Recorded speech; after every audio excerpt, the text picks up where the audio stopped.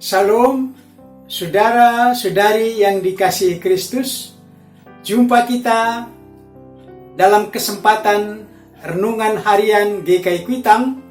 Hari ini Senin 27 September 2021 bersama saya Pendeta Emeritus Arti Sembiring.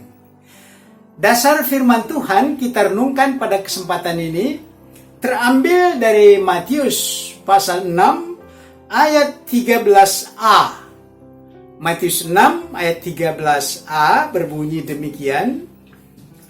Dan janganlah membawa kami ke dalam pencobaan, tetapi lepaskanlah kami daripada yang jahat. Demikian firman Tuhan ini.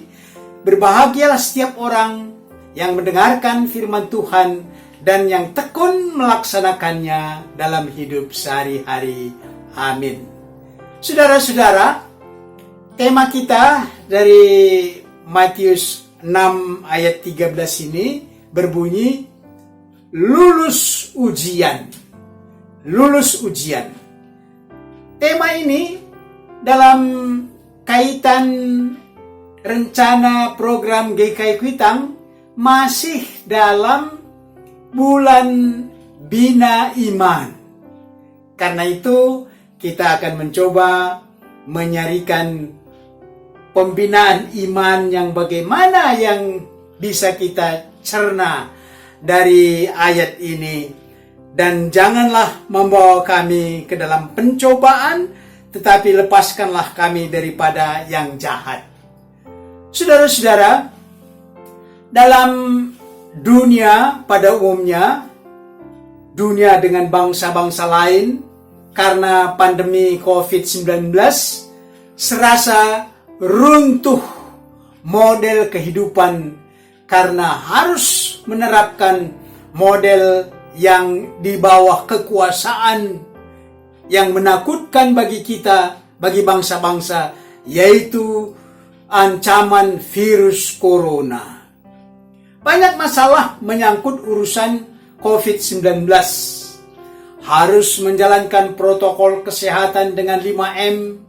Dan salah satu dalam urusan perjalanan, transportasi, kita harus menjalani ujian atau tes untuk tubuh kita. Apakah tidak terpapar atau positif COVID-19, itu diuji tubuh kita dengan percobaan.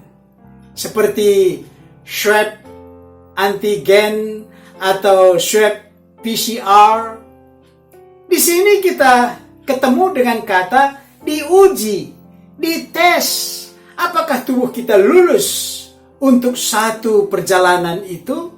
Seperti naik pesawat atau naik kereta api ke Jogja atau ke Surabaya. Ujian tubuh ini hampir sama juga maknanya dengan ujian di kuliah, di sekolah. Murid atau mahasiswa harus mengikuti ujian untuk menentukan apakah dia patut mendapat kualifikasi sesuai dengan tahap pendidikan yang dia tuntut. Kalau gagal, ya sudah. Kalau berhasil, sangat menyenangkan.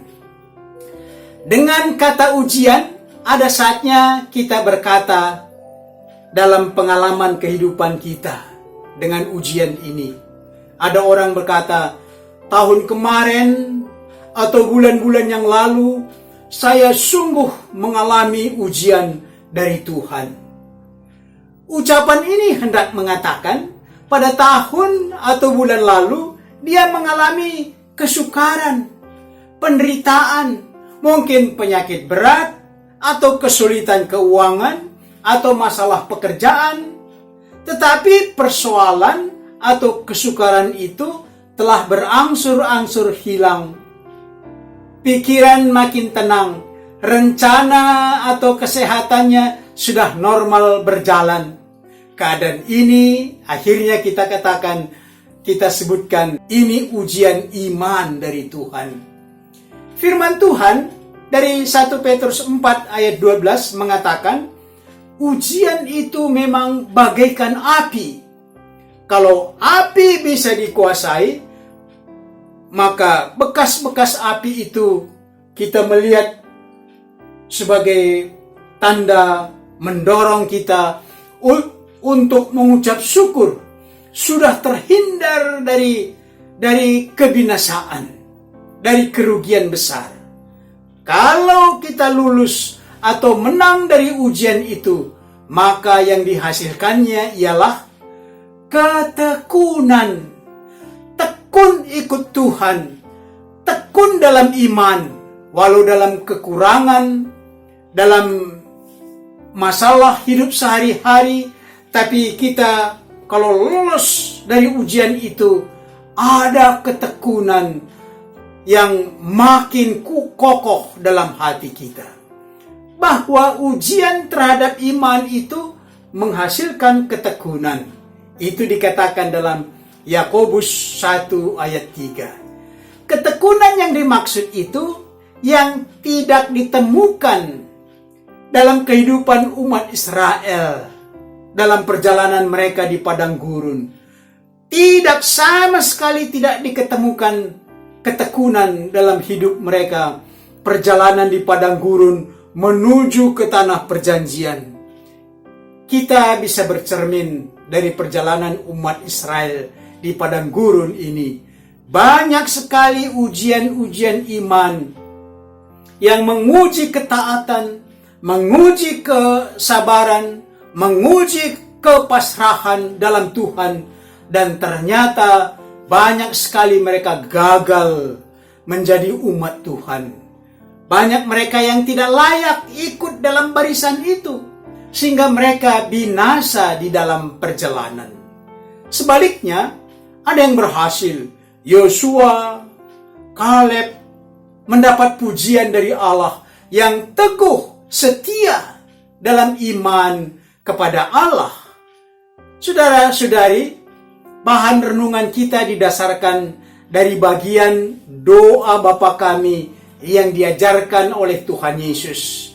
Dari ayat 13 ini, suatu pokok doa memohon, jangan membawa kami ke dalam pencobaan, tetapi lepaskanlah kami daripada yang jahat. Kalau kita lihat dalam kehidupan Tuhan Yesus, sesudah dia dibaptis dan sebelum dia memulai pelayanannya, iblis mencobai dia. Kita amati pencobaan itu. Kalau kita amati, maka ada dua hal penting saya menemukannya. Pertama, sebagai ujian iman, ujian ketaatan, apakah Yesus teguh, tak tergoyahkan, atau mengikuti saran iblis dengan menjadikan batu jadi roti, atau menjatuhkan diri dari menara yang tinggi? Apa Yesus menuruti perintah iblis atau mengabaikan permintaan itu, walau ternyata sangat dibutuhkan karena Yesus sangat lapar dan dia akan mampu menjadikan batu jadi roti? Tetapi yang penting di sini, Yesus tidak mau menuruti saran dan permintaan iblis. Dia diuji. Ternyata Tuhan Yesus lulus mengabaikan, mengusir permintaan iblis. Yang kedua, dia dicobai dengan imbalan yang kedengarannya sangat indah, yaitu kalau Yesus sujud di depan iblis, maka iblis undur dari kemuliaan duniawi ini. Tetapi jangan salah, dia undur dari kemuliaan duniawi, tetapi dia naik merebut kemuliaan surgawi dari tangan, dari hati Yesus. Cobaan seperti ini yaitu melakukan permintaan iblis untuk mendapatkan harta yang besar, harta duniawi. Kalau tadi permintaan iblis agar menjadikan batu menjadi roti hanyalah sekedar kenyang, tetapi sujud di hadapan iblis akan mendatangkan harta, uang, emas, jabatan yang indah dan nikmat. Ujian seperti ini banyak orang tidak mampu menghadapinya, tidak tahan. Kemudian dia korupsi, dia menyelewengkan jabatannya. Berarti permintaan ini lebih kejam, lebih keras daripada menjadikan batu jadi roti. Tetapi Yesus sadar, tidak sekali-kali menyembah siapapun kecuali menyembah Tuhan Allah. Akhirnya Yesus melepaskan diri dari iblis dengan menengking iblis, nyahlah iblis, dan diganti oleh malaikat-malaikat Tuhan yang melayani dia. Karena itu Tuhan Yesus mengajar kita berdoa, janganlah membawa kami ke dalam pencobaan, tetapi lepaskanlah kami daripada yang jahat. Kita dalami renungan ini dengan pokok sebagai berikut. Pertama, saat kapan Anda menang dari ujian iman? Dan kapan Anda kalah dari ujian iman? Yang kedua, senjata apa yang harus kita miliki untuk menghadapi serangan iblis? Senjata apa?